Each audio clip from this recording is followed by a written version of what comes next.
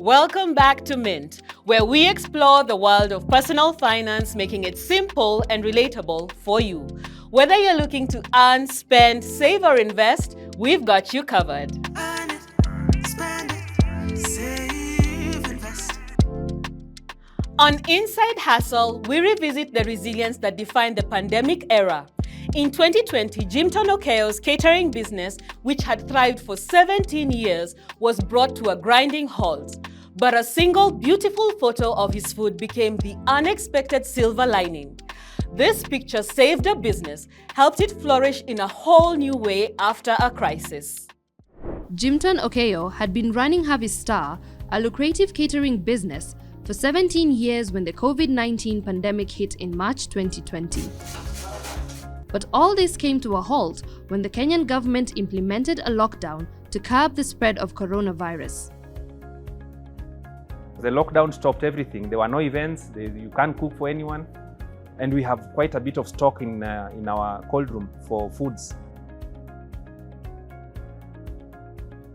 As Jimton pondered what he'd do with all that food, a visit from his wife's friends became a light bulb moment that would lead to a new venture. My wife had some ladies who were coming to visit. I decided to make fish. It's one of my good specialties. Before they ate the food, we took a photo of how we had set the table for the guests. And of course, my wife posted it online to some of her friends. And the guys were like, I want that kind of fish. I want that kind of food, An idea dropped in my mind, by the way, because since I have a lot of stock of fish, I can actually sell this. And that is how we started doing my good food. At first, Jimton only delivered fried fish, but when he realized that people were wary of leaving their homes, even to shop, he began packaging different types of food, which he would deliver to their doorsteps. His customer base grew fast in less than 2 months as more people started placing orders. Samosas, pre-cooked or fully cooked, you want blanched foods, you want groceries from the market. All that was out of the demand of what people were requesting us. But when shopping, cooking, packaging, and delivering the food became too big a job for one person to handle, Jimton sought the services of his staff. Most of my staff were at home, guys were not working.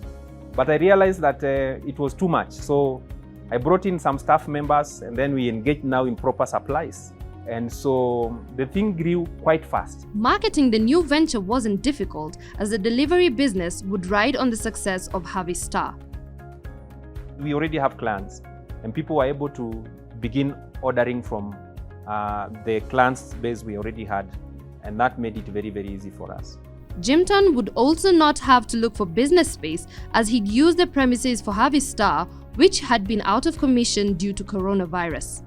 However, the foodpreneur realized that using his vehicle to make deliveries consumed too much fuel and ate into his profits. To run around and to go fast and deliver and come back, we needed a motorbike. So we acquired 2 motorbikes, branded them, and now we were able to deliver. And that cut down the cost of delivery.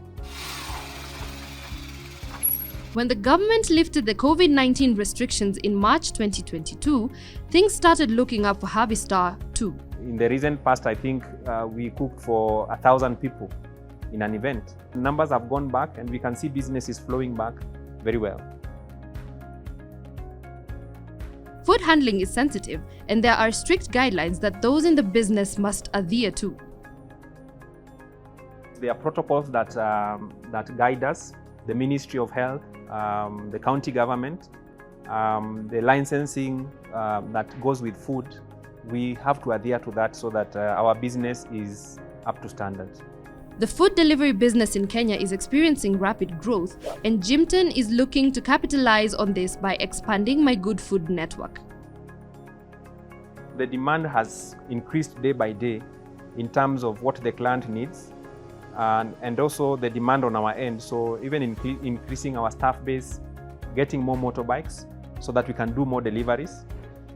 There's quite a bit of inquiries that we are getting from offices, staff food. Most offices, even when they require food, they don't want food cooked within their facilities. And for anyone wanting to go into the food business, Jimton advises, food is very time conscious. You have to be very time conscious. From the time the client is ordering to the delivery, it should not take more than 1 hour.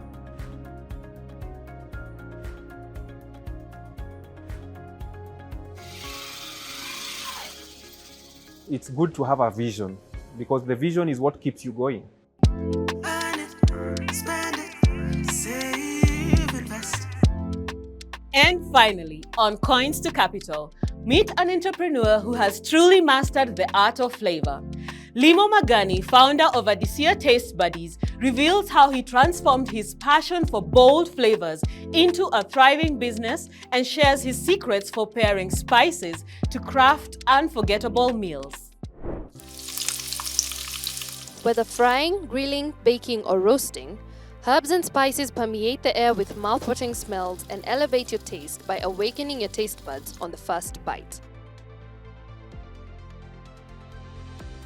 So, what does it take to manufacture spices? Founder of Adisia Taste Buddies, Limo Magani's mission was to ensure that even the blandest dish tasted like a 5-star meal. Magani, an industrial chemist, culinary artist and entrepreneur, started the brand which manufactures mixed blend spices in 2019. This is a brand under his company, Els Food Lab Limited. I just came up with the formulation of the recipes, and all our blends have up to over 10 different spices, seeds and herbs combined. With over 5 years of experience as a chef, Magani honed his skills in ingredient pairing and flavor creation. From the role of associate chef to sous chef and ultimately head chef, he meticulously crafted seasoning spices, sauces and marinades, the very products that have become the heart of Adisia Taste Buddies. Currently we deal in seasoning spices, and we have 4 variants. We have red meat seasoning blend, vegetable seasoning blend, poultry seasoning blend and seafood seasoning blend. Although the ingredients for the 4 variants pair well with the specific dishes, one can use any of them on whichever food they desire. For instance, the seafood seasoning blend, the specific ingredients used pair very well with all types of fish. Then the poultry one, all the ingredients used pair well with all types of poultry, ranging from chicken, duck, ostrich, etc.